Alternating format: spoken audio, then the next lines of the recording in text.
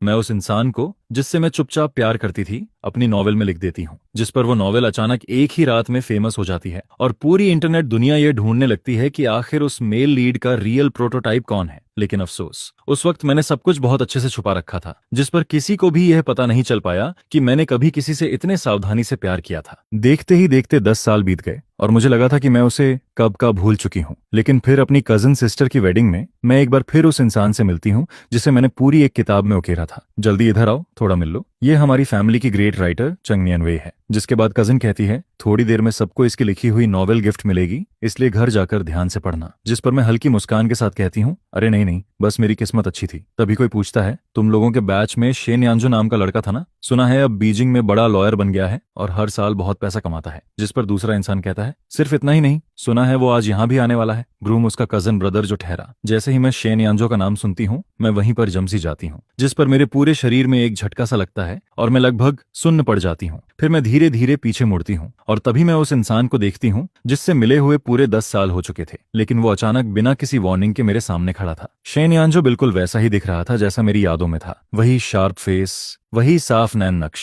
बस अब उसके चेहरे से टीनेज वाला भोलेपन गायब हो चुका था और उसकी जगह एक मैच्योर आदमी की सीरियसनेस और शार्पनेस आ चुकी थी, जिस पर उसकी नजरें कुछ पल के लिए मेरे ऊपर टिक जाती हैं। मैं अनजाने में अपनी मुट्ठी कस लेती हूँ। दिमाग में उससे बात शुरू करने के न जाने कितने तरीके घूमने लगते हैं, लेकिन वो मुझे एक शब्द बोलने का मौका तक नहीं देता। उसकी नजरें जल्दी से मेरे ऊपर से हटती हैं और वो उस रिलेटिव की तरफ देखने लगता है जिसने अभी उसका नाम लिया था। जिस पर कोई हंसते हुए कहता है अरे बीजिंग में तुम्हारा बिजनेस काफी अच्छा चल रहा है लगता है। मेरे गले में अटके सारे शब्द वहीं रुक जाते हैं। ऐसा लगता है जैसे किसी ने मेरे दिल को जोर से दबा दिया हो और वो भारी होकर नीचे डूबता जा रहा हो। और आखिर मैं कौन होती हूँ यह उम्मीद करने वाली कि उसे अभी भी मैं याद होंगी। जिस पर मेरा सीना अचानक घुटने लगता है। मैं धीरे से कहती हूँ मैं वॉशरूम होकर आती हूँ। इसके बाद मैं तुरंत वहां से मुड़कर निकल जाती हूँ जैसे किसी चीज से भाग रही हूँ। बाहर जाकर मैं खुद को शांत करने की कोशिश करती हूँ, लेकिन तभी मैं देखती हूँ कि शेन यानजो खास तौर पर बाहर एक खूबसूरत लड़की को लेने आया है और मैं उसे तुरंत पहचान जाती हूँ। सुवंकन है, मेरी हाई स्कूल की सबसे करीबी दोस्त। जिस पर वो मुझे देखकर कहती है अरे चेंग नियन वेई, ये मैं हूँ। फिर वो मुस्कुराते हुए बोलती है बहुत समय बाद मिले। इसके बाद सुवन है शेन यानजो की तरफ देखकर कहती है तुमने मुझे बताया क्यों नहीं कि चेन नियन वेई भी यहाँ आएगी, या फिर तुमने उसे पहचाना ही नहीं, वो तो तुम्हारी डेस्क पार्टनर थी। जिस पर शेन यानजो शांत आवाज में कहता है याद नहीं। बस ये 3 शब्द किसी भी और बात से ज्यादा मेरे दिल में चुभ जाते हैं। जिस पर मेरी आंखें गर्म होने लगती हैं, लेकिन मैं पूरी ताकत लगाकर मुस्कुरा देती हूँ। फिर मैं कहती हूँ वेडिंग सेरेमनी शुरू होने वाली है, चलो अंदर चलते हैं। यह कहकर मैं सबसे पहले पीछे मुड़कर बैंकेट हॉल की तरफ चली जाती हूँ। वेडिंग खत्म होने के बाद मेरी कजन बड़ी खुशी से मेरी नॉवेल सबको बांटने लगती है, जिस पर उन लोगों में शेन यानजो भी शामिल होता है। मुझे जरा भी चिंता नहीं थी कि वो उस नॉवेल में हमारे हाई स्कूल के 3 साल पढ़ लेगा, क्योंकि मैंने कभी शेन यानजो को रोमांस नॉवेल पढ़ते नहीं देखा था। मैं वापस जाने के लिए मुड़ती हूँ, लेकिन तभी अचानक मेरे कदम रुक जाते हैं। एक डिटेल जिसे मैं भूल चुकी थी अचानक मेरे दिमाग में बिजली की तरह कौंधती है। शेन यानजो भले ही रोमांस नॉवेल ना पढ़ता हो, लेकिन अगर वो सिर्फ पहला पेज भी खोल ले तो उसे तुरंत दिखाई देगा। वहां मेल लीड का नाम साफ लिखा हुआ था, क्लास 12A शेन यूजो।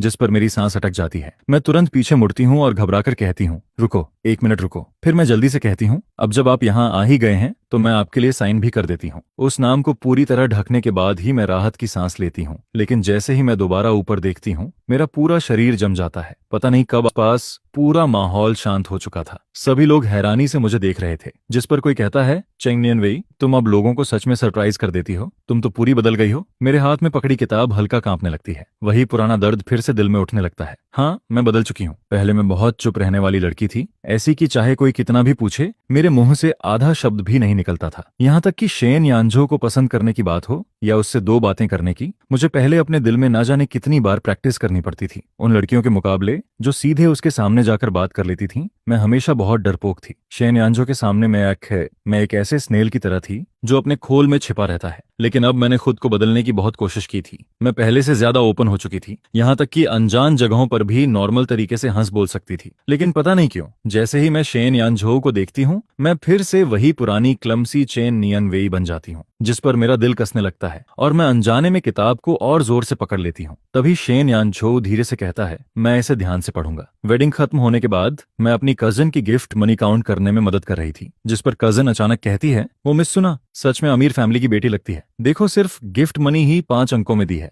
बाद में जब उसकी शादी होगी ना, तब हमें उससे भी ज्यादा रिटर्न गिफ्ट देना पड़ेगा। मेरा हाथ अचानक रुक जाता है। क्या वो शादी करने वाली है? फिर कजिन कहती है, सुना है उस लॉयर शेन के साथ उसकी शादी की बात चल रही है, जिस पर मेरे कानों में जैसे आवाजें धीमी पड़ जाती हैं। फिर वो आगे कहती है, लगता है अगले साल उनकी वेडिंग होगी। मैं हल्की आवाज में बस इतना कह पाती हूँ, अच्छा, यह तो बहुत अच्छी बात है। उस रात मैं अपने पुराने कमरे के बिस्तर पर लेटी रहती हूँ, लेकिन पूरी रात करवटें बदलती रहती हूँ और एक पल भी नींद नहीं आती। अगले दिन स्कूल की 100वीं एनिवर्सरी थी। पूरा कैंपस लोगों से भरा हुआ था, लेकिन फिर भी मेरी नजर सबसे पहले शेन यानझो पर जाकर रुकती है, जैसे किसी अदृश्य ताकत ने मुझे उसकी तरफ खींच लिया हो। मैं धीरे धीरे उसके पास जाती हूँ और कहती हूँ, शेन यानझो, तुम भी एनिवर्सरी में आए हो? जिस पर वो जवाब देता है, हाँ, आज मुझे स्पीच देनी है। मैं तुरंत समझ जाती हूँ, आखिर वो हमारे बैच का टॉप यूनिवर्सिटी स्कोरर था और अब इतना सक्सेसफुल भी बन चुका था, इसलिए उसे बुलाना तो तय ही था। लेकिन इसके बाद हमारे बीच एक अजीब सी चुप्पी छा जाती है।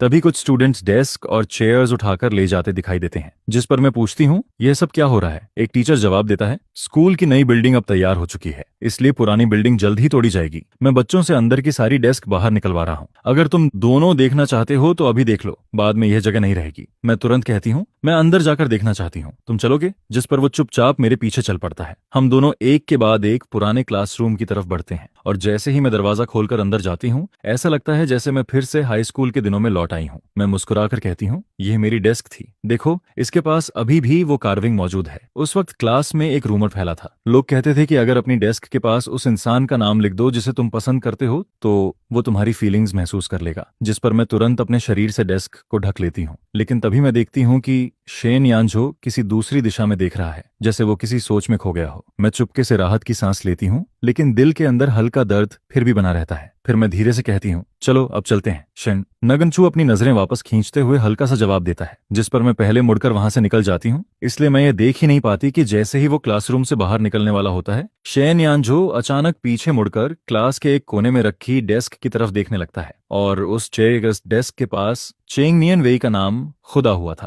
टीचिंग बिल्डिंग से बाहर निकलते ही मेरी नजर एक पुराने बेनियन ट्री पर पड़ती है, जिसे देखकर मुझे अचानक पुरानी बातें याद आने लगती हैं। फिर मैं मुस्कुराकर कहती हूँ, तुम्हें एक फनी बात सुनाऊं? पहले स्पोर्ट्स मीट के टाइम हमारी क्लास को हमेशा स्टेडियम साफ करने का काम मिलता था ना। एक बार मैंने पूरा ग्राउंड साफ कर लिया था, लेकिन वापस क्लास में जाने का मन नहीं हुआ, इसलिए मैं इसी पेड़ के नीचे छुपकर नॉवेल पढ़ने लगी थी। जिस पर मैं हल्का हंसते हुए आगे कहती हूँ, पढ़ते पढ़ते पता नहीं कब मुझे नींद आ गई, और आधी नींद में मुझे ऐसा लगा जैसे किसी ने मेरे ऊपर जैकेट डाल दी हो। लेकिन जब मैं जागी तब मेरे ऊपर कुछ भी नहीं था, इसलिए मुझे लगा वो बस मेरा इल्यूजन था। तभी शेन यानझो धीरे से कहता है, वो इल्यूजन नहीं था। समय जैसे उसी पल रुक जाता है। वो इल्यूजन नहीं था। ये शब्द सुनते ही मेरा पूरा शरीर सुन्न पड़ जाता है, जिस पर मेरा दिल एक पल के लिए धड़कना ही भूल जाता है। तभी पीछे से एक आवाज आती है, नगानचू, तुम दोनों क्या बातें कर रहे हो? जिस पर पता चलता है कि सुवंकन्ह न जाने कब हमारे पीछे आकर खड़ी हो चुकी थी। वो मुस्कुराते हुए हमारे पास चली आती है। फिर शेन यानझो जवाब देता है, बस पुरानी बातें। जिस पर सुवंकन्ह उत्सुक होकर पूछती है, कैसी पुरानी बातें? क्या उनमें मेरा भी जिक्र है? मेरे अंदर अभी जो हलचल उठी थी वो सुवंकहन को देखते ही धीरे धीरे ठंडी पड़ने लगती है, जिस पर मैं खुद पर ही हंसने लगती हूँ। मैं आखिर क्या क्या इमेजिनेशंस करने लगी थी। तभी मुझे उस वीकेंड की बात याद आती है जब शेन यानझो ने मुझे लाइब्रेरी में पढ़ने के लिए बुलाया था, लेकिन जब मैं वहां पहुंची तब मैंने गलती से सुवंकन्ह को शेन यानझो से शर्माते हुए कन्फेस करते देख लिया था, जिस पर मैं घबराकर तुरंत वहां से भाग गई थी। उस रात मैं पूरी रात सो नहीं पाई। आखिर में बहुत हिम्मत जुटाकर मैंने सुवंकन्ह को मैसेज भेजा, और उसने लगभग तुरंत रिप्लाई किया था। उसने कहा था, हम अभी बहुत छोटे हैं, यूनिवर्सिटी में पहुंचने के बाद इस बारे में सोचेंगे। असल में उसी पल मुझे सब छोड़ देना चाहिए था। मैं जबरदस्ती मुस्कुराती हूँ और कहती हूँ, कुछ खास नहीं था, मुझे थोड़ा काम है, मैं चलती हूँ। यह कहकर मैं उनके जवाब देने का इंतजार भी नहीं करती और तुरंत पीछे मुड़कर वहां से चली जाती हूँ। घर लौटने के बाद हमारे हाई स्कूल क्लास मॉनिटर का मैसेज आता है। वो सब पुराने क्लासमेट्स को अपने फैमिली के नए रिसोर्ट होटल में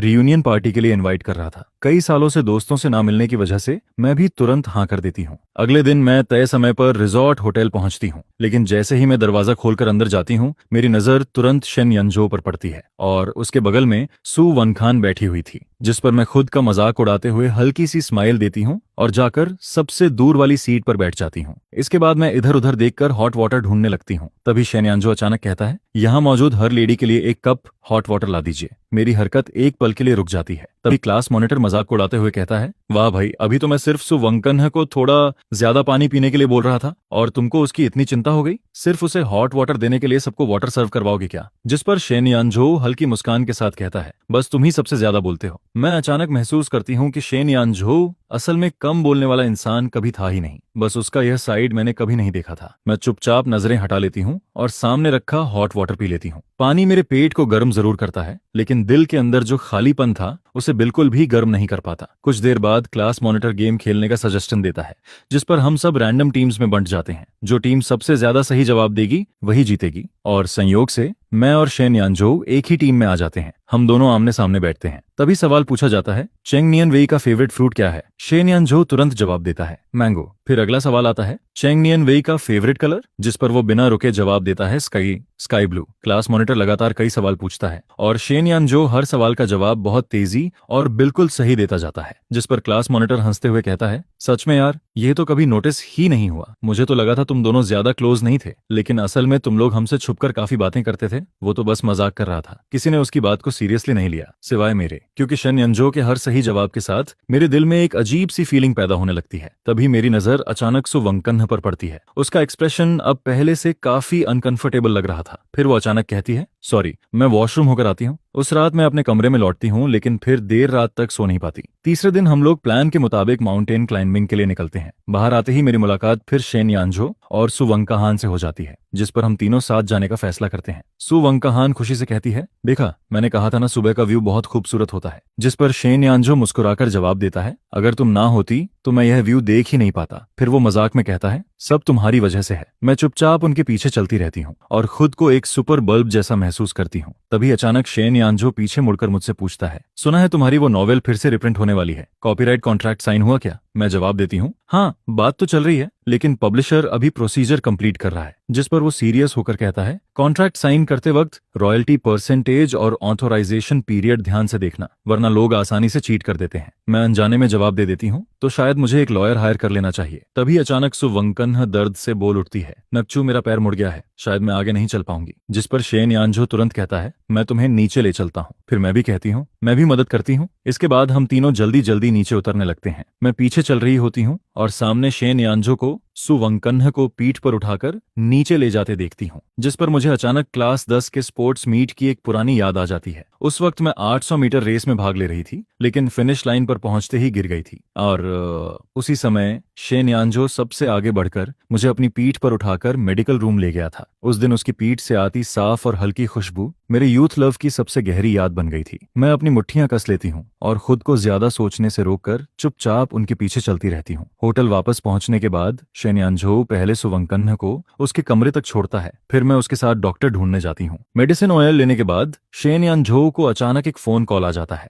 जिस पर मुझे अकेले ही होटल रूम वापस जाना पड़ता है। मैं सु वंकन्ह के पैर पर मेडिसिन लगा रही होती हूँ, तभी वो अचानक कहती है, वैसे नियम भी, मुझे अपना कॉन्टैक्ट दे दो ना। मैं थोड़ा रुककर पूछती हूँ, क्यों, कोई काम है क्या? जिस पर वो मुस्कुराकर कहती है, अब हम सब बीजिंग में ही रहते हैं तो मिलना आसान रहेगा, और कुछ महीनों बाद मैं और नग्नचू एक स्पेशल ओकेजन सेलिब्रेट करने वाले हैं, तब तुम्हें मैं डिनर पर बुलाएंगे। मैं तुरंत जवाब देती हूँ, उसकी जरूरत नहीं है, बीजिंग इतना बड़ा है, शायद बाद में हमारी मुलाकात कभी ना हो। अगर और कोई काम नहीं है तो मैं चलती हूँ। उस वक्त मेरे दिमाग में सिर्फ एक ही ख्याल था, मुझे यहाँ से निकलना है। इसके बाद मैं तुरंत अपना सामान पैक करती हूँ और कहती हूँ, मेरी खातिरदारी के लिए धन्यवाद, लेकिन बीजिंग में मुझे थोड़ा काम है, इसलिए मैं पहले जा रही हूँ। मैं कार में बैठकर बाहर का व्यू देख रही होती हूँ, तभी अचानक फोन बज उठता है। हेलो, दूसरी तरफ से आवाज आती है, नियमवी, क्या तुम फिल्म डायरेक्टर श्याजिंग को जानती हो? मैं एक पल के लिए चौंक जाती हूँ। भला मैं उसे कैसे न जानती। 2 साल पहले इंस्पिरेशन लेने के लिए मैं हैंगडियन गई थी, जहां मैंने कुछ महीनों तक एक्स्ट्रा आर्टिस्ट का काम किया था, और वहीं मेरी मुलाकात श्याजिंग शेन से हुई थी, जो उस वक्त अभी बिल्कुल अननोन डायरेक्टर था। हम दोनों की काफी अच्छी जमती थी,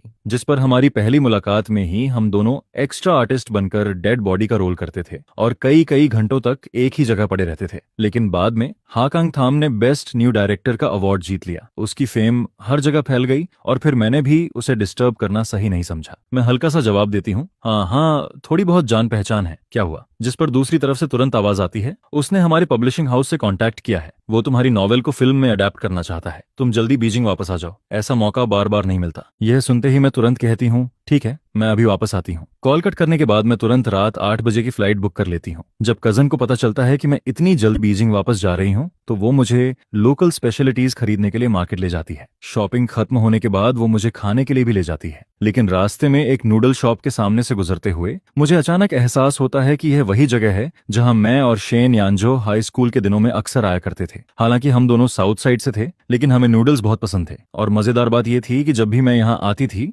10 में से 9 बार मुझे शेन यानजो जरूर मिल जाता था। खाना खत्म होने के बाद मैं काउंटर पर जाकर पेमेंट करने लगती हूँ।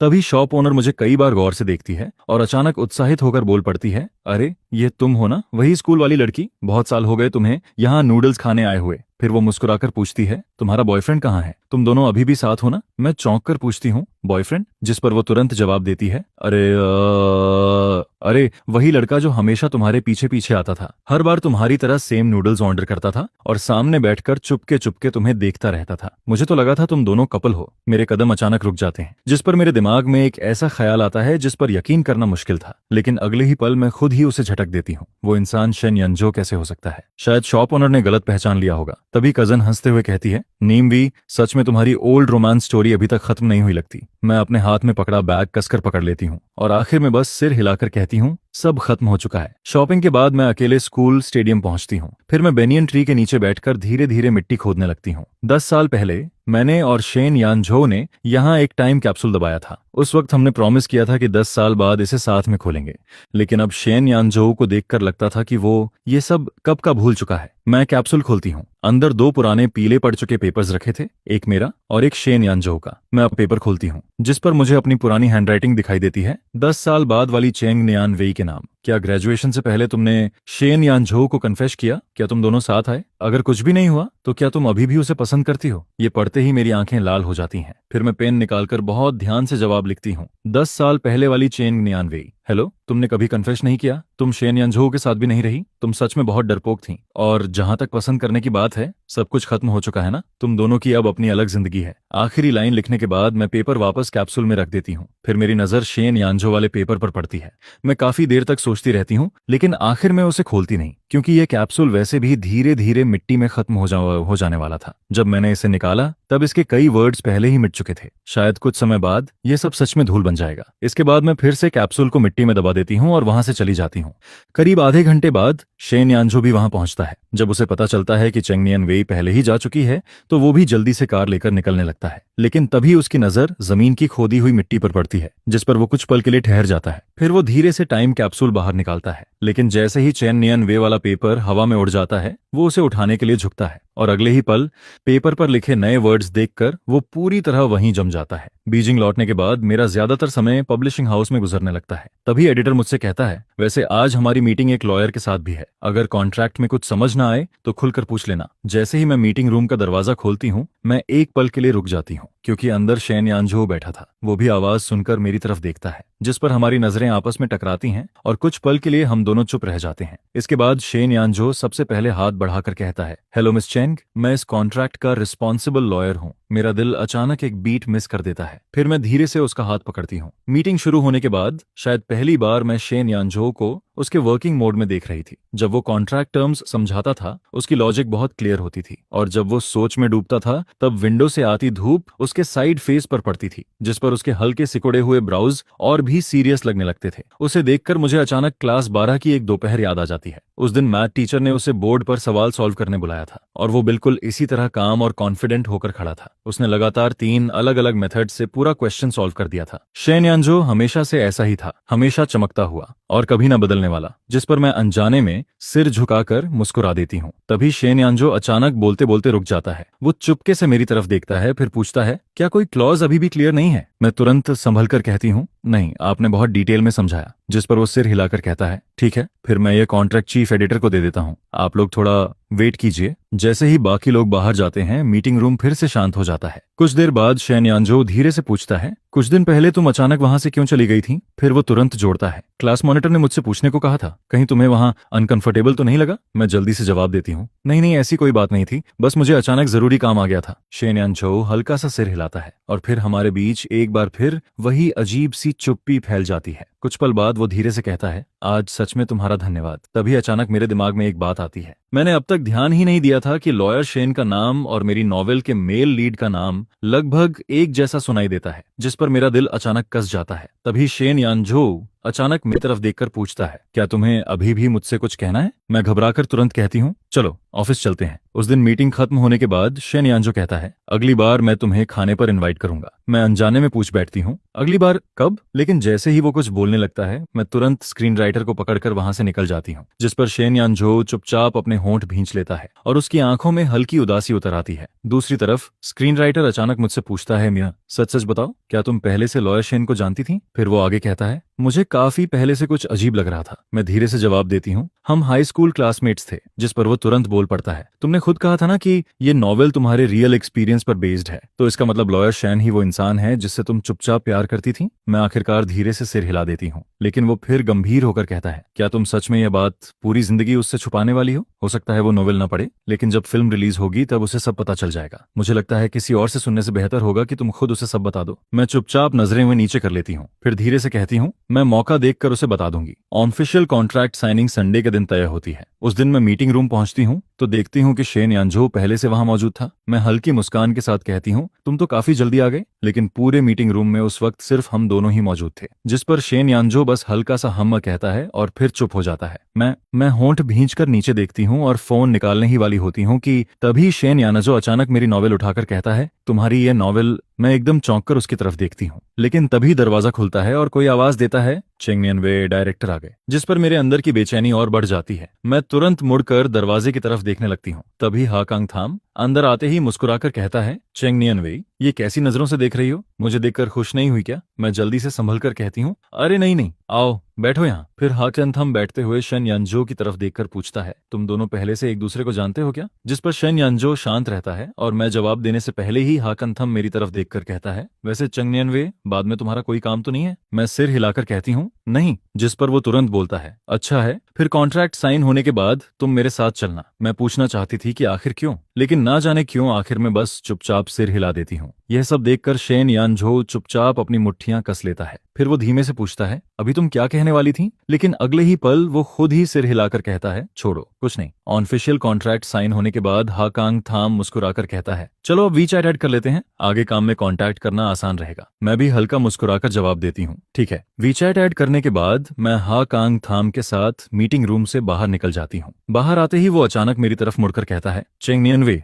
आखिर तुम्हारे दिमाग में चलता क्या है? या फिर तुम जानबूझकर मुझसे दूर भाग रही थी? मैं पूरी तरह चौंक जाती हूँ। जिस पर वो हल्की नाराजगी के साथ आगे कहता है, पहले खुद तुमने कहा था कि जब भी बीजिंग आओगी जरूर मुझसे मिलोगी, लेकिन उसके बाद क्या हुआ? पहली मुलाकात के बाद तुमने न जाने कितनी बार मुझे इग्नोर किया। मैं तुरंत सफाई देती हूँ, लेकिन तुमने भी तो मुझे कभी खुद से बुलाया नहीं, मुझे लगा तुम बिजी हो। जिस पर हाकांग थाम हंसते हुए कहता है, तो आखिर किसने किससे दूरी बनाई? फिर वो अचानक सीरियस होकर कहता है, जिस दिन मुझे अवार्ड मिला था मेरा फोन कंग्रेचुलेशंस मैसेजेस से भर गया था, लेकिन तुमने क्या किया? बस एक छोटा सा कंग्रेट्स भेजा और उसके बाद गायब हो गई। उसकी नजरें सीधे मेरी आंखों में टिक जाती हैं। तुम आखिर डर किस बात से रही थी? इस बात से कि अवार्ड जीतने के बाद मैं बदल जाऊंगा। वो कुछ पल रुकता है, फिर धीमे से कहता है, अगर इस बार मैं खुद तुम्हारे पास कोलैबोरेशन के लिए ना आता तो क्या तुम जिंदगी भर मुझसे कॉन्टैक्ट नहीं करती? उसकी इतनी सीधी बात सुनकर मैं पूरी तरह चुप हो जाती हूँ। फिर मैं ध्यान से उसकी आंखों में देखती हूँ। उन डार्क आइज में आज भी वही पुराना कॉन्फिडेंस चमक रहा था। वो अब भी वही लड़का था जो पहले एक्स्ट्रा आर्टिस्ट्स के लिए पहाड़ की तरह खड़ा हो जाता था। वही दोस्त जो लाखों की वॉच पहनने के बाद भी मेरे साथ सस्ते लंच बॉक्स को लेकर कंप्लेंट करता था और टाइमिंग देखकर जल्दी जल्दी खाना लेने भागता था। यह सोचते ही मैं अचानक हंस पड़ती हूँ। फिर मैं दोनों हाथ जोड़कर कहती हूँ, ठीक है, बड़ी गलती हो गई मुझसे, इस बार माफ कर दो। जिस पर हा कान्हा थाम मुस्कुराकर कहता है, अगर सच में सॉरी हो तो मेरी फिल्म की स्क्रीन राइटर बन जाओ, आखिर ओरिजिनल ऑथर से बेहतर स्क्रिप्ट कौन लिखेगा। मैं बिना सोचे तुरंत जवाब देती हूँ, ठीक है मैं करूंगी।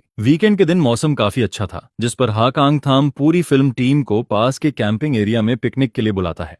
मैं वहां पहुंचते ही देखती हूँ कि हा कांग थाम सनग्लासेस पहनकर एक चेयर पर आराम से लेटा हुआ था, बिल्कुल किसी रिच बॉस की तरह। और दूसरी तरफ शेन यान जो बिल्कुल सिंपल क्लॉथ्स पहनकर चुपचाप बीबीक्यू ग्रिल के पास काम कर रहा था। मैं हैरानी से एडिटर की तरफ देखकर पूछती हूँ, शेन यान जो यहाँ कैसे? जिस पर एडिटर मुस्कुराकर कहता है, कल मेरी उससे अचानक मुलाकात हो गई थी तो मैंने बस कैजुअल तरीके से पूछ लिया, मुझे लगा इतना बड़ा लॉयर बिजी होगा। लेकिन जैसे ही उसे पता चला कि तुम भी आ रही हो, वो तुरंत मान गया। फिर वो शरारती स्माइल के साथ कहता है, कहीं ऐसा तो नहीं कि तुम्हारा वन साइडेड लव असल में वन साइडेड था ही नहीं? मेरा दिल अचानक कस जाता है। मैं कुछ बोलने ही वाली होती हूँ कि तभी टेंट से सुवंकन्ह बाहर निकलती है। मैं तुरंत उसकी तरफ इशारा करके कहती हूँ, देखा वो सुवन्हन्ह है, शेन यान झो की गर्लफ्रेंड, इसलिए मेरे लिए मैच मेकिंग करना बंद करो, दूसरों का रिलेशनशिप तोड़ने पर पाप लगता है। यह कहकर मैं जाकर हा कांग थाम के पास बैठ जाती हूँ। जब सब लोग इकट्ठा हो जाते हैं तब हा कांग थाम सबसे एक दूसरे का इंट्रोडक्शन करवाता है। फिर वो हंसते हुए कहता है, आज की गैदरिंग बस फ्यूचर वर्क के लिए है, इसलिए पहले सब एक दूसरे से फ्रेंडली हो जाओ, ज्यादा फॉर्मल होने की जरूरत नहीं है। तभी कोई सजेशन देता है, चलो ट्रूथ ऑन डेयर खेलते हैं, आइस ब्रेकिंग भी हो जाएगी। सब लोग तुरंत मान जाते हैं। कुछ राउंड्स के बाद माहौल काफी ज्यादा फन हो जाता है, लेकिन तभी टर्न शेन यानझो पर आ जाती है और वो बिल्कुल काम तरीके से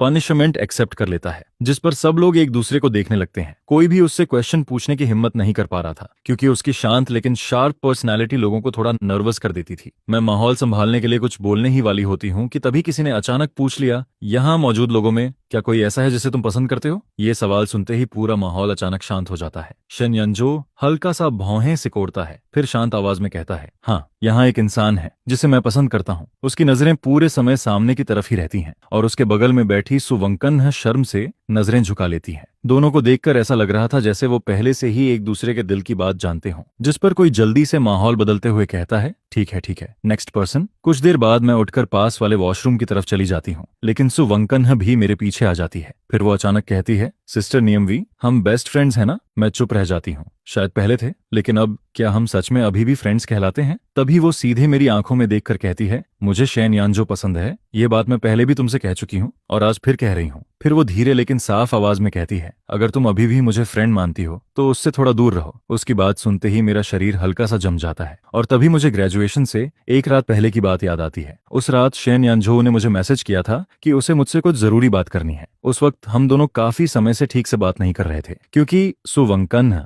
और शेन यानझो के प्रॉमिस के बारे में जानने के बाद मैंने खुद ही उससे दूरी बनानी शुरू कर दी थी। लेकिन उसका मैसेज देखते ही मैं खुद को रोक नहीं पाई। मैं तुरंत टीचिंग बिल्डिंग के पीछे भागी और वहां पहुंचते ही मैंने शेन यानझो को पेड़ के नीचे खड़ा देख लिया था। लेकिन जैसे ही मैं उसके पास जाने वाली थी, सुवंकन्ह अचानक मेरे सामने आकर खड़ी हो गई। उस वक्त भी वो बिल्कुल आज जैसी स्माइल के साथ बोली थी, चेंगनियन वेई, मैं तुम्हें एक सीक्रेट बताना चाहती हूँ। फिर उसने शर्माते हुए कहा था, किसी ने मुझे बताया कि शेन यानझो आज रात मुझे कन्फेस करने वाला है। वो हर जगह जाकर मेरी पसंद नापसंद पूछ रहा है। इसके बाद उसने मेरा हाथ पकड़कर कहा था, अगर वो बाद में तुमसे कुछ पूछे तो उसे जरूर बताना कि मुझे क्या पसंद है और क्या नहीं। आखिर तुम मेरी बेस्ट फ्रेंड हो ना? उस पल मैं पूरी तरह जम गई थी। मेरे अंदर की सारी उम्मीदें उसी वक्त ठंडी पड़ गई थीं। जब सुवंकन्ह वहां से चली गई तब मैंने दूर खड़े शेन यानझो को देखा। वो नीचे सिर झुकाकर अपना फोन देख रहा था और अगले ही पल मेरे फोन पर उसका मैसेज आया। मेरी आंखें लाल हो गई थीं, लेकिन मैं उसी पल पीछे मुड़कर वहां से चली गई, क्योंकि मैं खुद अपने हाथों से शेन यानझो को किसी और तक पहुंचाने की हिम्मत नहीं रखती थी। इसलिए आखिर में मैं बस उसे एक सॉरी मैसेज भेज पाई कि मैं वहां नहीं आ सकती। शुरू से आखिर तक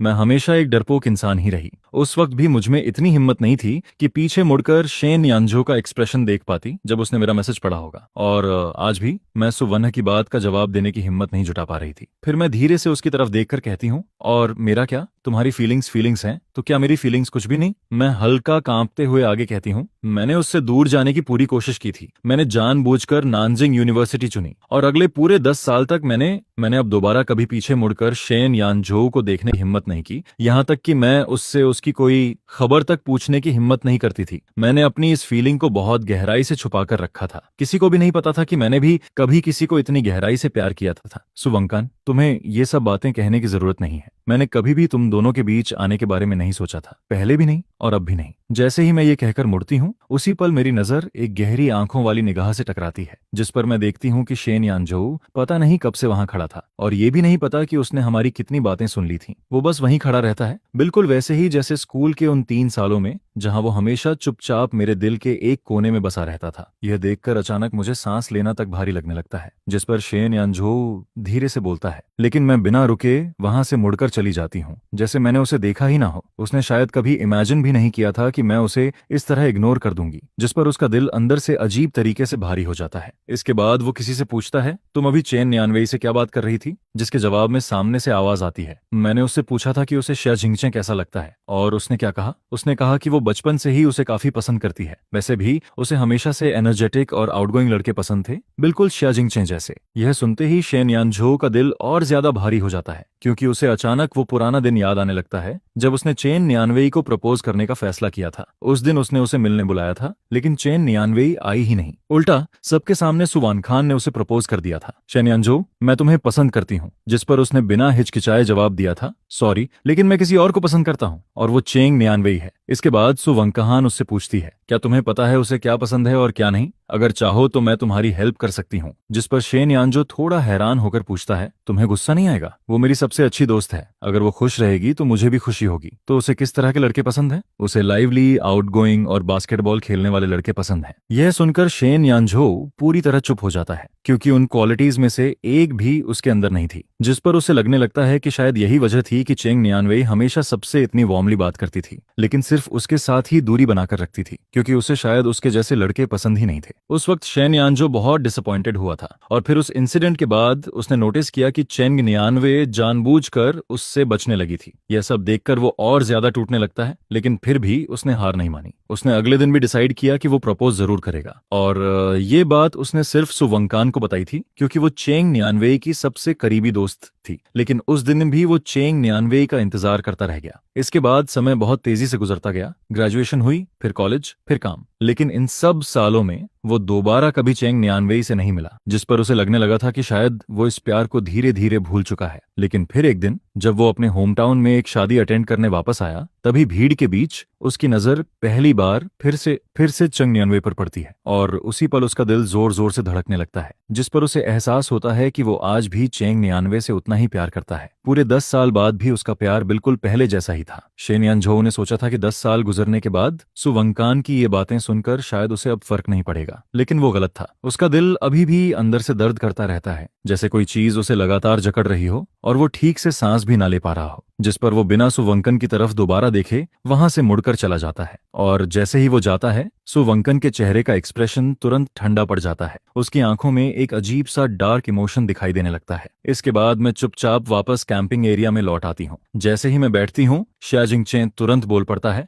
बाथरूम गई थी क्या इतनी देर? लेकिन मैं उसकी बात पूरी तरह इग्नोर कर देती हूँ। इसके बाद मैं सामने रखी वाइन की बोतल उठाती हूँ और सीधे अंधेरे की तरफ चली जाती हूँ। यह देखकर शिया जिंगचे के चेहरे की स्माइल गायब हो जाती है, और वो भी तुरंत मेरे पीछे आ जाता है। अगर शराब पीकर दुख भूलना है तो कम से कम सही जगह तो चुनो, ये कोई बार नहीं है। अगर तुम नशे में गिर गई तो तुम्हें घर कौन लेकर जाएगा? जिस पर मैं अचानक उससे पूछ बैठती हूँ, क्या तुमने कभी किसी से वन साइडेड लव किया है? यह सुनकर शिया जिंगचे कुछ सेकंड के लिए रुक जाता है, फिर कैजुअली बोलता है, मेरे लुक्स के साथ किसी से वन साइडेड लव करना काफी मुश्किल है। उसकी ये बात सुनकर मेरे अंदर भरे इमोशंस अचानक अटक जाते हैं, जिस पर मैं मौका देखकर उसके हाथ से वाइन ग्लास छीन लेती हूँ और एक बड़ा घूंट पी जाती हूँ। शिया जिंगचन 2 बार होंठ दबाता है, फिर पूछता है, तुम उस लॉयर को पसंद करती हो? सही कहा ना मैंने? तुम्हें कैसे पता? मैं फिल्म मेकर हूँ, तुम्हारी नजरें जिस तरह उसे देखती हैं वो मैं एक नजर में समझ जाता हूँ। यह सुनकर मैं धीरे से बोलती हूँ, मैंने उसे बहुत सालों से प्यार किया है, मैंने कभी किसी को इतना पसंद नहीं किया। जिस पर वो पूछता है, फिर तुम दोनों साथ क्यों नहीं हो सकते? क्योंकि वो उस लड़की को पसंद करता है जो आज उसके साथ आई थी। सुवंकन? हाँ। ये सुनकर शिया जिंगचे हल्का सा हंसता है, तो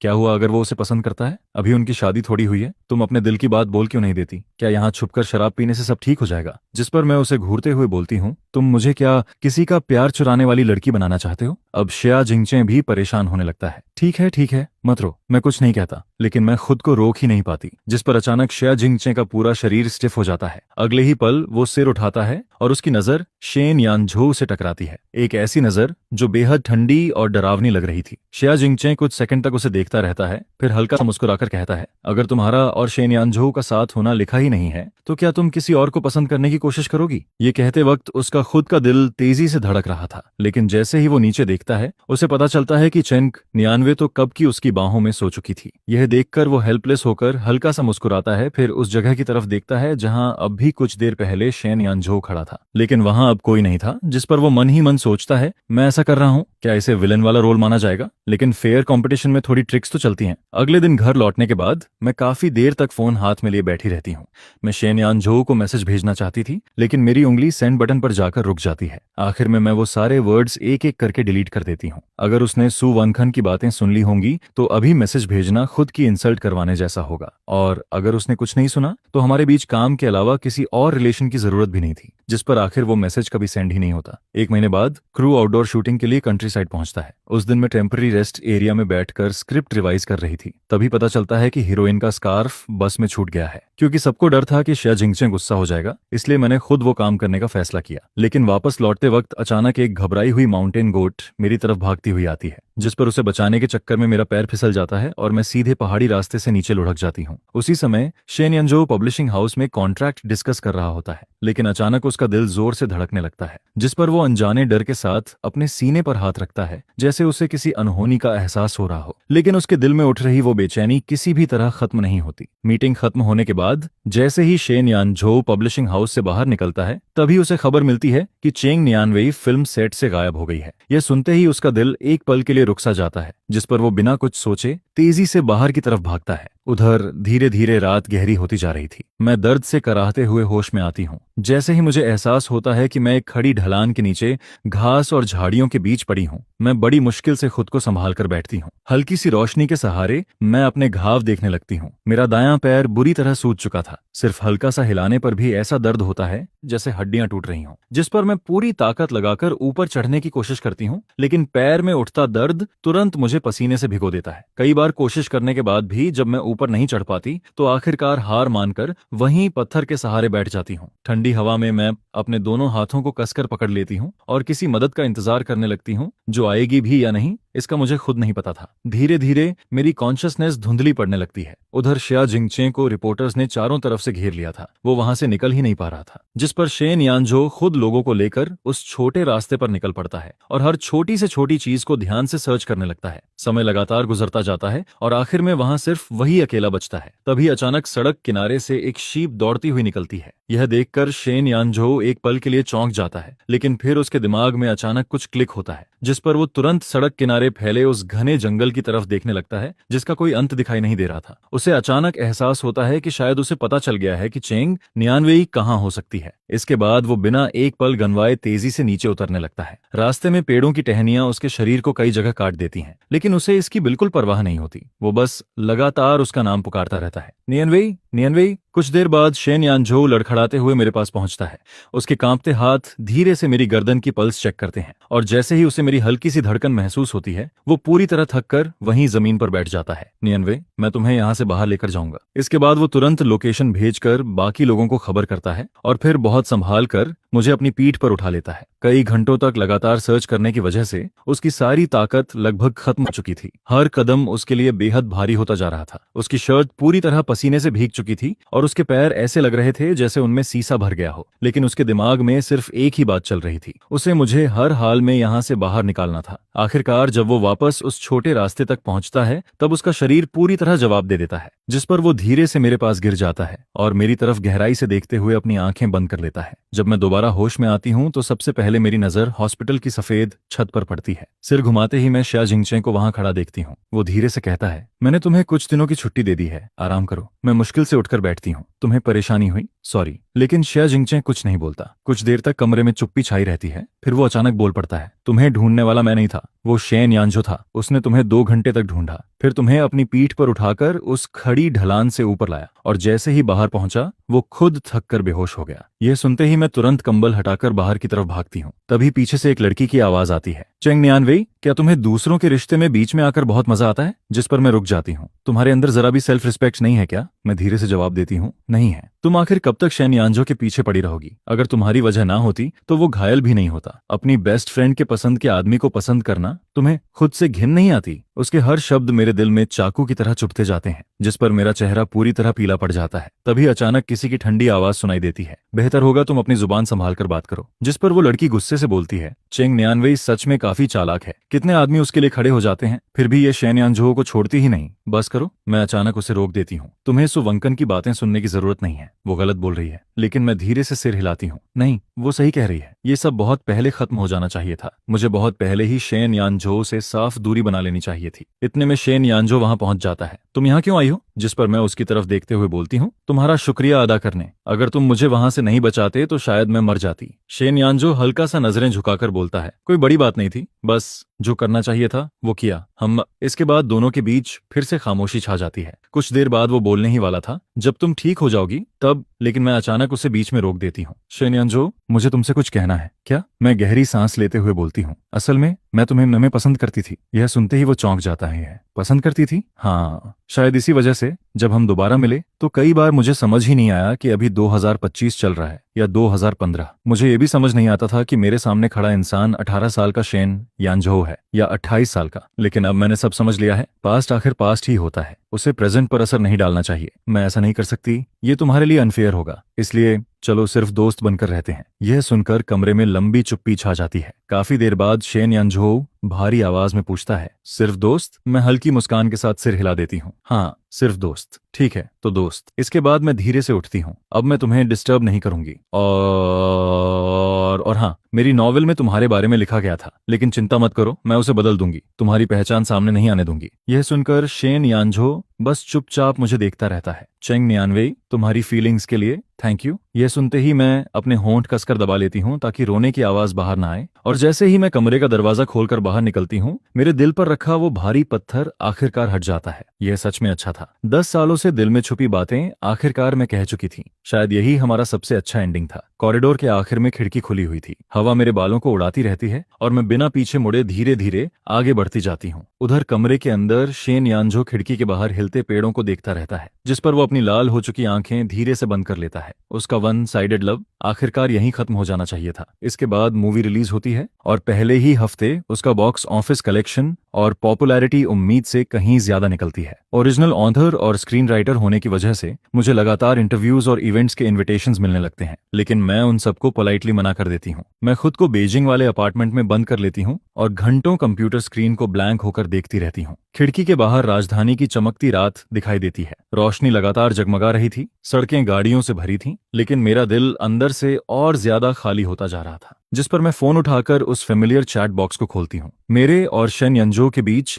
आखिरी मैसेज आधा साल पहले का था। मैं गहरी सांस लेकर फोन बंद कर देती हूँ और खुद को फिर से काम में डुबो देती हूँ। उसी समय शेन यानझो के सामने कॉफी टेबल पर वो नॉवेल रखी होती है जिसे वो पता नहीं कितनी बार पढ़ चुका था। उसके पास ही मूवी का प्रमोशनल पोस्टर भी पड़ा था। वो फिल्म को 3 बार देख चुका था और हर बार जब भी वो मेल लीड का बदला हुआ नाम देखता, उसके दिल में हल्का सा दर्द उठता रहता। यही वो बात थी जिसके बारे में चेंग न्यानवे ने कहा था कि वो उस पर असर नहीं पड़ने देगी। उसने नॉवेल में मेल लीड का नाम पूरी तरह बदल दिया था। स्टोरी के हर उस डिटेल को मिटा दिया गया था जिससे उसकी पहचान सामने आ सकती थी, जैसे वो इस मौके का इस्तेमाल करके हमेशा के लिए उसे अलविदा कहना चाहती हो। शेन यानझो काफी देर तक सोफा पर लेटा रहता है, जिसके बाद वह एक लंबी सांस छोड़ता है। तभी उसके बेस्ट फ्रेंड का फोन आता है। शेन यानझो, तुमने वो मूवी देखी? देख ली? फिर कुछ कहना नहीं है? जिस पर सामने वाला हैरानी से कहता है, मुझे यकीन नहीं होता तुम इतना सब देखने के बाद भी ऐसे शांत बैठ सकते हो। कहने को कुछ नहीं है, सब कुछ बहुत पहले खत्म हो चुका है। यह सुनकर उसका दोस्त फिर बोलता है, शेन यानझो, लड़का अनमैरिड, लड़की भी सिंगल, आखिर तुम डर किस बात से रहे हो? जिस पर शेन यानझो धीमे स्वर में कहता है, मुझे डर है अगर मैंने सच बोल दिया तो शायद हम दोस्त भी नहीं रह पाएंगे, लेकिन अगर नहीं बोला तो हम जिंदगी भर सिर्फ दोस्त बनकर रह जाएंगे। तो क्या तुम सच में इससे संतुष्ट हो? फोन कटने के बाद शेन यानझो किताब के उस नाम को हल्के से छूता है जिसे बदला गया था, जिस पर उसे चेंग न्यानवी की वो लाल आंखें याद आने लगती हैं जब उसने फ्रेंडशिप की बात की थी। फिर हॉस्पिटल रूम के बाहर कांपती हुई उसकी पीठ याद आती है। 10 साल बीत चुके थे। शेन यानझो को लगा था कि वह एक दूसरे को खो देने की आदत डाल चुका है, लेकिन मूवी में बदला हुआ नाम देखकर उसे एहसास होता है कि कुछ पछतावे वक्त के साथ खत्म नहीं होते, बल्कि और ज्यादा दर्द देने लगते हैं। मुझे अंदर बुलाओगी नहीं? यह सुनकर मैं चौंक जाती हूँ। आप यहाँ कैसे? जिस पर शिया जिंगचे मुस्कुराते हुए अंदर आता है। हमारी महान स्क्रिप्ट राइटर से मिलने आया हूँ। देखना था कि कहीं फिर से रात भर काम तो नहीं कर रही। इसके बाद वह खाने का पैकेट आगे बढ़ाता है। तुम्हारे favourite Hong Kong style tea shop का लेट नाइट स्नैक लाया हूँ। उसकी नजर कमरे में घूमती है। तभी वह मेरी सूजी हुई आंखें और आंसुओं के निशान देख लेता है, जिस पर उसके चेहरे की मुस्कान हल्की पड़ जाती है, लेकिन वह कुछ पूछता नहीं। थैंक्स। कुछ देर की चुप्पी के बाद वह अचानक बोलता है, मूवी बहुत सक्सेसफुल रही, कंग्रेचुलेशंस। और इसके लिए आपको भी कंग्रेचुलेशंस। अगर आपने मुझे ये मौका नहीं दिया होता तो मुझे इतने सारे काम के ऑफर्स भी नहीं मिलते। जिस पर शिया जिंगचे काफी देर तक मुझे देखता रहता है, फिर धीरे से कहता है, अगर तुम सच में मुझे थैंक यू कहना चाहती हो तो मुझे तुम्हें परस्यू करने का मौका दे दो। यह सुनकर मैं पूरी तरह स्टंड रह जाती हूँ। क्या नियानवी,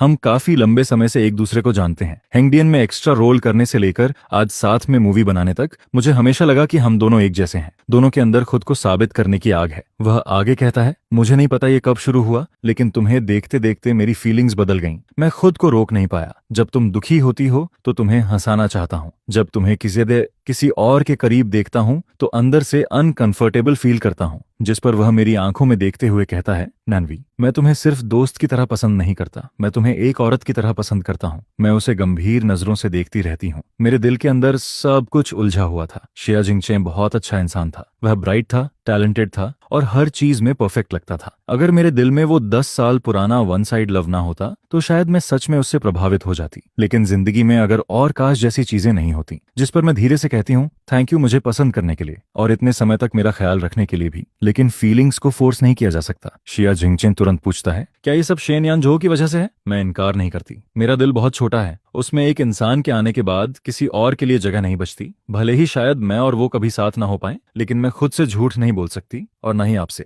यह सुनकर शिया जिंगचे काफी देर तक चुप रहता है, इतना कि मुझे लगने लगता है कि शायद वह गुस्सा होकर चला जाएगा। लेकिन फिर वह अचानक हंस देता है। ठीक है, समझ गया, मतलब मुझे पॉलिटली रिजेक्ट कर दिया गया। इसके बाद वह हल्के मजाक में कहता है, शायद मेरी गलती बस इतनी है कि मैं बहुत देर से आया, सॉरी। जिस पर वह तुरंत बोलता है, अरे इसमें सॉरी किस बात की? तुम बस मुझे पसंद नहीं करती, कोई मर्डर थोड़ी किया है। फिर वह खुद को संभालते हुए कहता है, मैं शिया जिंगचे हूँ, पकड़ना भी जानता हूँ और छोड़ना भी। कौन जाने कल से शायद मैं तुम्हें पसंद करना बंद भी कर दूं। इसके बाद वह खाने की तरफ इशारा करता है, स्नैक खाना मत भूलना, वेस्ट मत करना। दरवाजे तक पहुंचकर वह अचानक रुकता है। वैसे मैंने सुना है कि शेन यानजो अभी तक सिंगल है। उसका उस वान खान नाम की लड़की के साथ कभी कुछ था ही नहीं। यह कहकर वह चला जाता है और मैं वहीं खड़ी रह जाती हूँ। शुरुआती ऑटम में बीजिंग का मौसम ठंडा होने लगता है। एक दिन पब्लिशिंग हाउस के पास वाले कैफे में काफी समय बाद मेरी मुलाकात फिर से शेन यानजो से होती है। कुछ पल की ऑकवर्ड साइलेंस के बाद जैसे ही शेन यानजो कुछ कहने वाला होता है, तभी एक आवाज आती है, सारे प्रोसीजर्स पूरे हो गए, चलें। शिया जिंगचे मेरे पास आकर नेचुरली खड़ा हो जाता है। जिस पर मैं अनजाने में शेन यानजो की तरफ देखती हूँ और उसकी आंखों में अचानक उभरी उम्मीद को नोटिस कर लेती हूँ। मैं कुछ एक्सप्लेन करना चाहती थी, लेकिन शब्द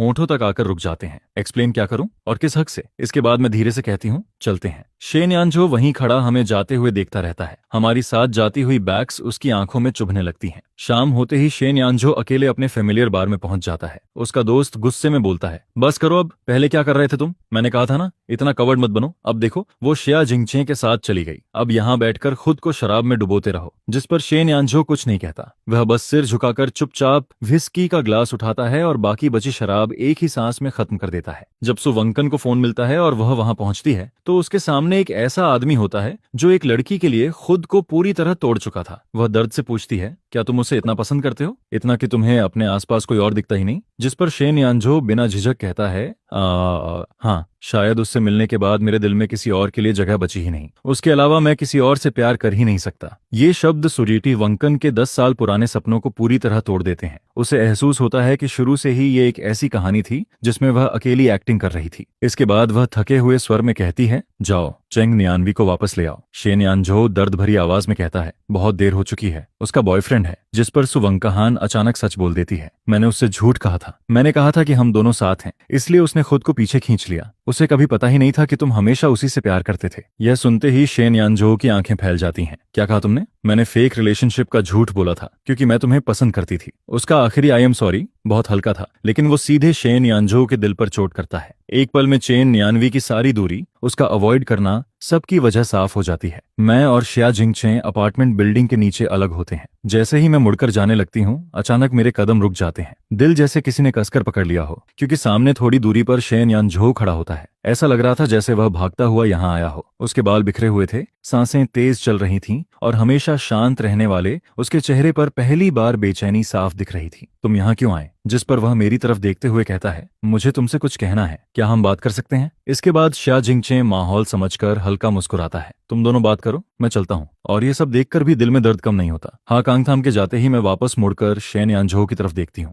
आप क्या कहना चाहते थे? जिस पर वह बिना दिल किए बोलता है, मैं सु वंकान के साथ नहीं हूँ। नहीं, सच तो ये है कि मैंने उसे कभी पसंद ही नहीं किया। हम दोनों सिर्फ दोस्त थे। दोस्त। उसके मुंह से निकले ये दो शब्द मेरे दिल में अजीब सी चुभन पैदा कर देते हैं। सुवंकन और वो सिर्फ दोस्त थे, और मैं भी तो उसकी सिर्फ दोस्त थी। फिर हमारे बीच आखिर फर्क क्या था? जिस पर मैं खुद को संभालते हुए पूछती हूँ, आप यहाँ सिर्फ ये बात कहने आए थे? नहीं। वह मेरी तरफ एक कदम बढ़ाता है। मैं यहाँ तुम्हें ये बताने आया हूँ कि चेंग न्यानवी, मैं तुमसे प्यार करता हूँ। 10 साल पहले से करता हूँ और आज तक करता आ रहा हूँ। यह सुनते ही मेरी सांसें रुक सी जाती हैं। झूठ। जिस पर शेन यानझो तुरंत कहता है, मैं झूठ नहीं बोल रहा। 10 साल पहले से मैं सिर्फ तुम्हें ही पसंद करता था, लेकिन मेरी इमोशंस पूरी तरह कंट्रोल से बाहर हो चुकी थी। आंखों में भरे आंसू आखिरकार बहने लगते हैं। अब मैं इस बात को कैसे एक्सेप्ट करूं? मेरी आवाज कांपने लगती है। तो इसका मतलब हम दोनों हमेशा से एक दूसरे को पसंद करते थे? फिर ये 10 साल आखिर थे क्या? शेन यानझो मुझे देखता रहता है, फिर धीरे धीरे मेरे बारे में बातें बताने लगता है। तुम्हें नूडल्स पसंद है? जबकि मुझे उनका टेस्ट हमेशा फीका लगता था, लेकिन क्योंकि तुम उस नूडल शॉप में जाती थी, इसलिए पूरे 3 साल मैं रोज लंबा रास्ता लेकर तुम्हारे पीछे वहां जाता था। तुम्हें बीफ नूडल्स सबसे ज्यादा पसंद है। तुम्हें लाल रंग पसंद है, इसलिए नहीं कि वो ब्राइट होता है, बल्कि इसलिए क्योंकि तुम्हारी दादी ने तुम्हारे लिए पहला स्कार्फ लाल रंग का बुना था। तुम्हारा फेवरेट सिंगर यानगे है, उसकी लुक्स की वजह से नहीं, बल्कि इसलिए क्योंकि तुमने उसका चैरिटी सॉन्ग सुना था और तुम्हें लगा था कि उसका दिल बहुत अच्छा है। तुम वो ड्रामा सीरीज 5 बार से ज्यादा देख चुकी हो, और हर बार जब डुआन जिनवांग दूसरे इंसान को पहचानता है तब तुम रो पड़ती हो। वह मेरे बारे में हर छोटी बड़ी बात बता रहा था, ऐसी बातें जिन्हें शायद मैं खुद भी भूल चुकी थी, जिस पर मैं पूरी तरह स्टंडन होकर उसे देखती रह जाती हूँ। फिर मैं कांपती आवाज में पूछती हूँ, तो फिर तुमने ऐसा क्यों किया? तुमने मुझसे प्रॉमिस किया था कि हम साथ बीजिंग जाएंगे, लेकिन तुम मेरे साथ नहीं आए। यह सुनकर शेन यानझो की आंखों में दर्द उतर आता है। मेरे डैड ने सीक्रेटली मेरी चॉइस बदल दी थी। वो चाहते थे कि मैं लॉ पढूं। उन्हें लगता था शंघाई में मेरा फ्यूचर बेहतर होगा। मुझे एडमिशन लेटर आने के बाद पता चला। वह आगे कहता है, और उस समय तुम मेरे साथ बहुत कोल्ड बिहेव कर रही थी। मुझे लगा तुम मुझे नफरत करती हो। तुम्हें मैं बिल्कुल पसंद नहीं हूँ। यहाँ तक कि 2 बार जब मैंने हिम्मत करके तुम्हें कन्फेस करना चाहा, तब भी तुम नहीं आई। 2 बार। मैं हैरानी से उसे देखती हूँ, जिस पर वह धीरे से कहता है, पहली बार वीकेंड पर लाइब्रेरी बुलाया था, लेकिन तुमने कहा था कि टेस्ट की तैयारी करनी है। दूसरी बार ग्रेजुएशन से 1 रात पहले मैसेज किया था। मैंने कहा था कि मुझे तुमसे बहुत जरूरी बात करनी है। पहले तुमने हाँ कहा था, लेकिन आखिर में तुम नहीं आई। यह सुनते ही मेरा दिल जोर से कांप उठता है, क्योंकि मैंने सुवंकन को तुम्हें प्रपोज करते देखा था। मुझे लगा तुम मुझसे सिर्फ उसकी पसंद जानने के लिए मिलना चाहते थे। इसके आगे मैं बोल ही नहीं पाती। एक बेहद पेनफुल रियलाइजेशन मुझे अंदर से तोड़ने लगता है, जैसे कोई सुनामी मेरे सीने में उठ रही हो। सिर्फ एक छोटे से झूठ की वजह से हम दोनों 10 साल तक एक दूसरे को गलत समझते रहे। जिस पर मैं रोते हुए कहती हूँ, सॉरी, मैं बहुत बेवकूफ थी। मुझे पहले सच जानने की कोशिश करनी चाहिए थी। मुझे तुमसे पूछना चाहिए था। लेकिन शेन यानझो सिर हिलाता है, नहीं, अगर 2 लोग सच में डेस्टाइनेड हों तो वो जल्दी या देर से जरूर मिलते हैं। शायद उस समय हमारी डेस्टिनी अधूरी थी। वह मेरी आंखों में देखते हुए कहता है, लेकिन क्या तुम्हें लगता है कि मैं इन सालों में ठीक था? उसकी आवाज भारी हो जाती है। मैं ठीक नहीं था, बिल्कुल भी नहीं। कॉलेज के पूरे 4 साल मैं ना जाने कितनी बार नानजिंग गया। मैं कैंपस में घूमता रहता था, ये सोचकर कि शायद किसी मोड़ पर अचानक तुम मिल जाओगी, लेकिन हर बार डर जाता था। डर लगता था कि कहीं तुम्हें परेशान ना कर दूं, कहीं तुम मुझे रिजेक्ट ना कर दो। मैं एक सिंपल मैसेज तक भेजने की हिम्मत नहीं जुटा पाया। ग्रेजुएशन के बाद भी जब कभी दोस्तों से तुम्हारे बारे में सुनता था तो खुद को मजबूर करता था कि परवाह ना करूं। वह दर्द भरी हंसी हंसता है जब कोई इंसान इतना करीब हो फिर भी अजनबी बनकर रहना पड़े। वो एहसास बहुत पेनफुल होता है। इसके बाद वह मेरी तरफ हाथ बढ़ाता है, हम दोबारा एक दूसरे को मिस ना करें, प्लीज मुझे एक मौका दो, और खुद को भी। उसकी टूटती हुई कन्फेशन सुनकर मेरा दिल बुरी तरह कांपने लगता है। मैं दर्द में थी, पछतावे में थी, लेकिन टूटे हुए रिश्ते को फिर से जोड़ने के लिए बहुत ज्यादा करेज चाहिए होता है, और शायद मैं वो करेज खो चुकी थी। मुझे डर लग रहा था, फिर से हर्ट होने का डर, वही मिस्टेक्स दोहराने का डर, और सबसे ज्यादा उसे दोबारा खो देने का डर। इसलिए आखिर में मैं सबसे कावर्ड रास्ता चुनती हूँ, भाग जाना। जिस पर मैं धीरे से कहती हूँ, छोड़ दो। शेन यानझो मुझे डिसबिलीफ से देखता रह जाता है। क्यों? क्योंकि मैं थक चुकी हूँ। मैं उसकी आंखों से नजरें चुराकर बोलती हूँ, पास्ट को लेकर खुद को टॉर्चर करने का कोई मतलब नहीं है। हम दोनों अब वो लोग नहीं रहे जो 10 साल पहले थे, और मैंने एक दूसरे डायरेक्टर के साथ कॉन्ट्रैक्ट साइन किया है। मुझे विदेश जाकर शूटिंग करनी है। वो प्रोजेक्ट बहुत लंबा है, शायद 3 साल लग जाएंगे। फिर मैं कांपती आवाज में कहती हूँ, मैं तुम्हारा और वक्त बर्बाद नहीं कर सकती। तुम किसी बेहतर और स्टेबल इंसान डिजर्व करते हो। यहीं खत्म करते हैं। Good bye Shen Yanzhou. ये सुनते ही शेन यानजो वहीं जमकर रह जाता है, जैसे उसके शरीर की सारी ताकत खत्म हो गई हो। उसका दिल इतनी बुरी तरह टूटता है कि उसे सांस लेना भी मुश्किल लगने लगता है, जिस पर उसे पहली बार एहसूस होता है कि शायद इस बार वह सच में चेंग नियानवी को हमेशा के लिए खो देगा। मैं घर लौट आती हूँ। अंदर सब कुछ उलझा हुआ था, लेकिन न मैं रोती हूँ न चिल्लाती हूँ, बस चुपचाप मैकेनिकली अपना सामान पैक करने लगती हूँ। 3 दिन बाद एयरपोर्ट के इंटरनेशनल डिपार्चर हॉल में लोगों की भीड़ लगी होती है। मैं हा कान्हा थाम के बगल में खड़ी थी, लेकिन मेरा दिमाग कहीं और था। जैसे ही मेरी टर्न आने वाली होती है, अचानक मेरे कदम रुक जाते हैं। ऐसा लगता है जैसे पैरों में किसी ने कील ठोक दी हो। मेरे दिमाग में सिर्फ शेन यानजो की लाल आंखें घूम रही थीं और उसकी वो आवाज, हम दोबारा एक दूसरे को मिस ना करें प्लीज, जिस पर हा कांग थाम पीछे मुड़कर मुझे देखता है। नियनवी, ऐसा कोई फैसला मत लो जिसे बाद में रिग्रेट करना पड़े। जिंदगी बहुत लंबी होती है, लेकिन पूरी जिंदगी के सामने वक्त फिर भी कम पड़ जाता है। इसके बाद वह धीरे से मेरे हाथ से बोर्डिंग पास और पासपोर्ट ले लेता है। मैं तुम्हारी टिकट चेंज करवा देता हूँ। पहले वो सब बोलो जो दिल में दबा रखा है। अपने फीलिंग्स से भागना बंद करो। उसके बाद डिसाइड करना कि तुम्हें कौन सा रास्ता चुनना है। मैं उसे भावुक नजरों से देखती हूँ। हाँ, मैं 10 साल तक कावड़ बनी रही, 10 साल तक भागती रही। क्या अब भी मैं अपनी डर की वजह से अपनी पूरी जिंदगी की खुशी खो दूंगी? इसी पल मेरे अंदर दबा हुआ करेज अचानक स्प्रिंग की नई कॉम्पल की तरह बाहर निकलने लगता है। Thank you. मैं जल्दी से मुड़ती हूँ और वापस उसी दिशा में भागने लगती हूँ जहां से आई थी। भागते भागते मैं शेन यानझो को कॉल करती हूँ, लेकिन फोन उसकी असिस्टेंट उठाती है। असिस्टेंट की बात सुनते ही मेरा दिल जोर से कांप उठता है। वो अभी अभी एक जरूरी कॉल अटेंड करके बिना कुछ बोले ऑफिस से बाहर निकल गए। शायद कोई बहुत अर्जेंट काम था। यह सुनते ही मेरे कदम वहीं रुक जाते हैं। एक पल में बेचैनी, घबराहट और खालीपन मुझे पूरी तरह घेर लेता है। ऐसा लगने लगता है जैसे मैं फिर से उसे खो दूंगी। लेकिन तभी लगभग हार मान चुकी मेरी नजर अचानक दूर जाकर ठहर जाती है। भीड़ के बीच एक फेमिलियर सिलुएट तेजी से मेरी तरफ भागता हुआ दिखाई देता है। वो शेन यानजो था। वह लोगों के बीच से रास्ता बनाते हुए मेरी तरफ दौड़ रहा था। उसकी सांसें तेज चल रही थीं,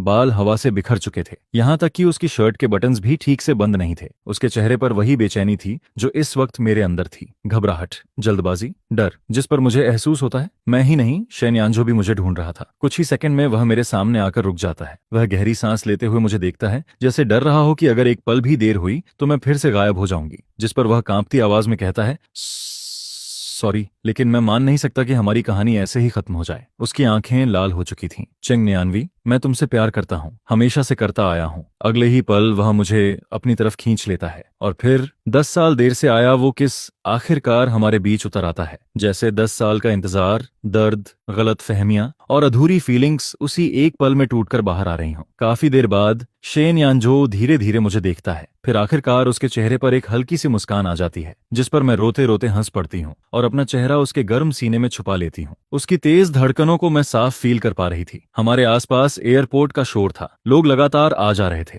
अनाउंसमेंट्स की आवाजें गूंज रही थीं। लेकिन उस पल हमारी दुनिया में सिर्फ हम दोनों थे। जिस पर मैं धीमे से कहती हूँ, शेन यानजो, मैं भी तुमसे प्यार करती हूँ। 10 साल की गलतफहमियां, दर्द, दूरियां और अधूरी फीलिंग्स के बाद आखिरकार हम एक दूसरे को खोने से बचा लेते हैं। Thank you. मैं उसकी तरफ देखते हुए मुस्कुराती हूँ। मेरी यूथ में आने के लिए थैंक यू। फिर आंखों में आंसू लिए धीरे से कहती हूँ, और मेरी फ्यूचर में रुक जाने के लिए भी थैंक यू।